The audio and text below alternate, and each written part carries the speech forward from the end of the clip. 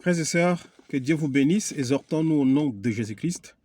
Seigneur Jésus, nous t'invitons au milieu de nous. Viens nous édifier, viens nous corriger, viens nous parler, viens ouvrir nos yeux au nom de Jésus-Christ et notre entendement. Amen. Édifions-nous, frères et sœurs, sur l'insistance de toujours prier. Il faut insister dans la prière. C'est important d'insister. Même si tu ne vois pas encore les choses venir, tu dois rester dans la prière. Surtout si tu es juste. Si tu sais en toi-même que tu es conforme devant Dieu, il faut insister dans la prière. C'est une demande que le Seigneur Jésus-Christ fait à ses disciples, à nous tous qui sommes enfants de Dieu. Il faut que nous insistons dans la prière, même si nous ne voyons pas encore le résultat, comme la Bible le déclare dans le livre d'Habakkuk. La prophétie, même si elle tarde à venir, ne perds pas courage. Certainement, elle se mettra en exécution. Même si elle tarde, attends la prophétie. Ne te décourage pas. Elle va s'exécuter. Parce que Dieu ne se repent pas de sa parole. Il n'est pas un fils d'un homme pour mentir. Et il ne se repent pas non plus parce qu'il n'est pas un homme. Alors la prophétie, attends-la. Certainement, elle s'accomplira. À condition que tu sois sûr que tu es juste devant Dieu. Lisons dans le livre de Luc 18, Jésus leur dit une parabole pour montrer qu'ils devaient toujours prier sans se décourager. Il dit, il y avait dans une ville un juge qui ne craignait pas Dieu et qui n'avait d'égard pour personne. Il y eut aussi dans cette ville une veuve qui venait lui dire, rends-moi justice contre ma partie adverse. Pendant longtemps, il refusa. Mais ensuite, il s'est dit, le juge, même si je ne crains pas Dieu et je n'ai égard pour personne, puisque cette veuve me fatigue, je vais lui rendre justice, afin qu'elle ne vienne pas sans cesse me déranger. Le Seigneur ajouta, écoutez ce que dit le juge injuste. Et Dieu ne fera-t-il pas justice à ceux qu'il a choisis et qui crient à lui jour et nuit? Les fera-t-il attendre? Je vous le dis, il leur fera rapidement justice. Mais quand le Fils de l'homme viendra, retrouvera-t-il la foi sur terre? C'est un acte de foi. Le fait d'insister, de persister, de continuer à prier, d'adorer Dieu. Le Seigneur Jésus-Christ dit, nous voyons un juge ici qui était indigne, un impie qui ne craignait pas Dieu, avec une veuve qui allait continuellement lui dire, ce problème que j'ai avec mon adversaire, rends-moi justice. Il n'écoutait jamais la veuve. Mais le fait que cette veuve insistait, il a dit non. Cette veuve m'importune beaucoup. Même si je ne crois pas en Dieu, même si je suis un impie, un païen, je vais quand même rendre justice à cette veuve pour qu'elle ne vienne plus m'importuner, qu'elle ne vienne plus me casser la tête, qu'elle ne vienne plus me rompre la tête. Je vais lui rendre justice. Et le juge avait donné la justice à cette veuve parce que la veuve insistait. Même comme il ne quittait pas, il n'entendait pas. Elle insistait, elle insistait. Et le Seigneur Jésus-Christ dit plus bas, si un juge inique, un païen, un paganiste, un impie a ainsi décidé parce que la veuve l'importunait, combien de fois Dieu, qui nous a choisis comme ses enfants, si nous lui demandons quelque chose avec insistance, ne le fera-t-il pas? Le Seigneur Jésus-Christ dit, il le fera promptement. Il le fera très rapidement si tu insistes. Et si surtout cela est sa volonté, il va le faire. Dieu va le faire. C'est pour cela, mon frère, même si tu n'as pas encore vu la guérison, la délivrance à ton problème, insiste et crois que Dieu le fera. Parce que Dieu est miséricordieux. Rappelle-toi de Daniel, quand il s'est mis à jeûner, le premier jour, il a commencé à prier. La Bible dit que l'ange, quand il est venu à Daniel, il lui a dit, Daniel, toi, homme bien, un homme bien, que Dieu aime, depuis le premier jour où tu as commencé à prier, Dieu a écouté ta prière et il m'a envoyé te donner la réponse. Mais j'ai été retenu pendant 21 jours par l'ange de Perse. Il a fallu que l'ange Michael intervienne pour que je vienne à toi.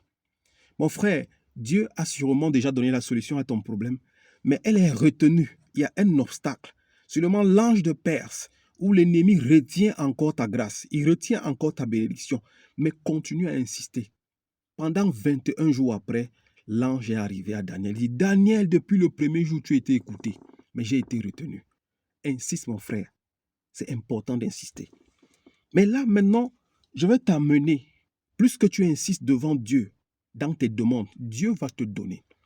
Parce que Dieu dit dans Ésaïe, rappelle-moi ma mémoire. Rappelle à Dieu ses promesses, sa parole. Et Dieu va t'accorder ce que ton cœur désire. Si nous descendons plus bas, nous allons voir qu'il y avait un aveugle né de naissance qui entend le jour où Jésus-Christ était en train de passer. Toujours dans le même Luc 18, je paragraphe, il entend les gens dire Jésus-Christ est en train de passer, Jésus-Christ est en train de passer, Jésus-Christ est en train de passer. Et il commence à crier, Jésus, fils de David, Jésus, fils de David. Et on dit à l'aveugle, arrête de crier son nom, arrête de crier son nom. Plus qu'on lui disait d'arrêter de crier, l'aveugle continuait, il criait plus fort. Je peux lire l'histoire ici. Il dit, ceux qui marchaient devant le prenaient pour le faire taire. On dit ici, on lui dit, c'est Jésus de Nazareth qui passe. Alors il cria, Jésus, fils de David, aie pitié de moi. Ceux qui marchaient devant le reprenaient pour le faire taire. Mais il criait beaucoup plus fort. Fils de David, aie pitié de moi. Jésus s'arrêta et ordonna qu'on lui amène. Quand il fut près de lui, il lui demanda, que veux-tu que je fasse pour toi? Il répondit, Seigneur, que je retrouve la vue. Jésus lui dit, retrouve la vue, ta foi t'a sauvé. Cet aveugle a entendu que Jésus passait. Il dit, c'est qui? On dit, c'est Jésus-Christ. Il a commencé à crier. On va lui demander de ne plus crier. Il continuait à crier plus fort. Et Jésus a dit, faites-le venir. Et quand il vient, Jésus dit, qu'est-ce que je peux faire pour toi? Il dit, je veux voir. Jésus lui dit, ta foi, elle est grande. Vois.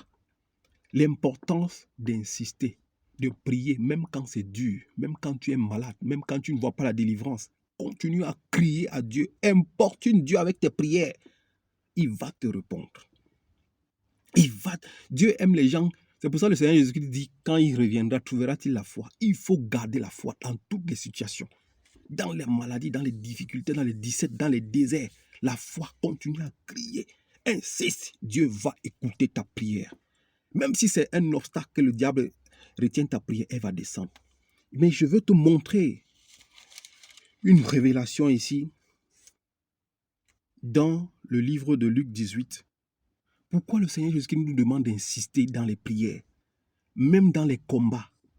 Tu vis un combat, tu es possédé, tu vis les malédictions, tu vis les difficultés, mais sachant que tu es déjà affranchi, mais qu'il y a encore les obstacles.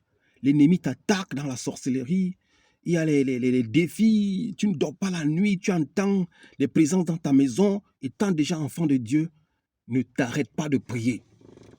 Quand nous lisons, frères et sœurs, Matthieu 5, Matthieu chapitre 5, je vais te révéler quelque chose ici de caché que tu ne connaissais pas.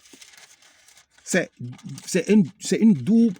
Quand le Seigneur Jésus nous demande quelque chose, il y a quelque chose de très précieux. Quand il demande d'insister dans les prières, il sait pourquoi il demande d'insister dans les prières. Il dit, Matthieu 5, 44, il dit, mais moi je vous dis, aimez vos ennemis, bénissez ceux qui vous maudissent, faites du bien à ceux qui vous détestent, et priez pour ceux qui vous maltraitent et qui vous persécutent. Priez pour ceux qui vous maltraitent et ceux qui vous persécutent. Tes combats, ceux qui te combattent, ceux qui te persécutent, ceux qui médisent, ceux qui calomnient. La Bible te dit, bénis-les. Prie toujours pour eux. Insiste. Le combat là, ils vont fléchir les genoux. Tu sens qu'on vient t'attacher la nuit, mais quand tu te lèves le matin, prie, continue à bénir Dieu pour ceux qui te persécutent. Je n'ai pas dit de maudit, il dit, prie pour ceux qui te persécutent. Bénissez ceux qui vous maudissent.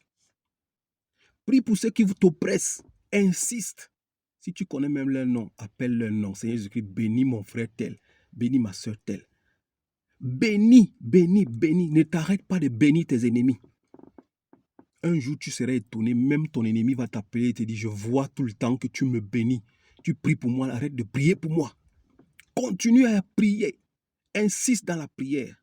Mon frère, ma soeur, même si ton frère, ta soeur est un grand sataniste, par ta bénédiction que tu mets sur lui chaque matin, Dieu va faire quelque chose de très grand dans la vie de cette personne et cette personne sera délivrée. C'est l'importance de prier. Même si ta mère est rentrée dans la sorcellerie, dans la divination, à quel niveau, où elle a mangé tous tes 10 frères, toi, tu restes seulement toi seul. À force de bénir ta mère, de bénir ton père, ton frère, ta soeur, tous les matins, ta mère sortira, elle sera délivrée de la sorcellerie. Elle va t'appeler, elle va te dire, mon fils, ma fille, ne prie plus pour moi, j'ai compris. Pardonne-moi pour tout ce que j'ai fait. Que Dieu vous bénisse au nom de Jésus-Christ. Amen.